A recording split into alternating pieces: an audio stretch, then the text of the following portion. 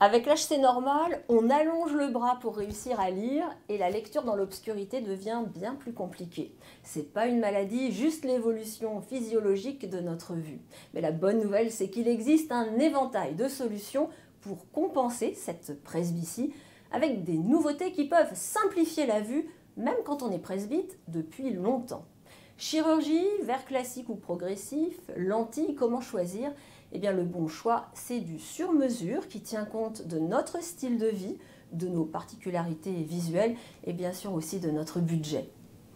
En cas de glaucome ou de DMLA, c'est facile, la correction sera vraiment plus facile avec des lunettes.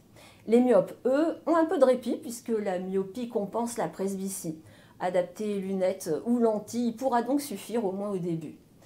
Pour les hypermétropes, la presbytie peut rendre la lecture difficile déjà avant 40 ans, alors pourquoi pas des lentilles pour plus de discrétion.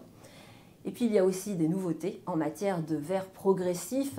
Vous savez, ce sont ces verres qui corrigent à la fois la vision de près, la vision intermédiaire et la vision de loin, selon l'endroit où on porte le regard.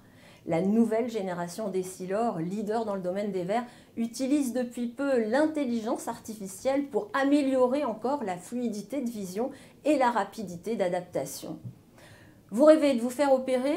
C'est possible avec le presbyLASIK, mais ça, je vous en parlerai une autre fois. Sachez juste que s'il est l'heure de vous faire opérer de la cataracte, vous pourrez en profiter pour choisir une lentille intraoculaire qui corrige à la fois le cristallin devenu opaque et la presbytie, quitte à accepter un petit halo autour des lumières qui peut être gênant quand on conduit.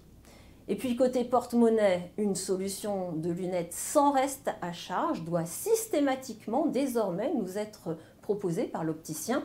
Pour les verres de dernière génération, les lentilles et la chirurgie, tout dépendra de la mutuelle. Posez bien la question avant de signer votre devis.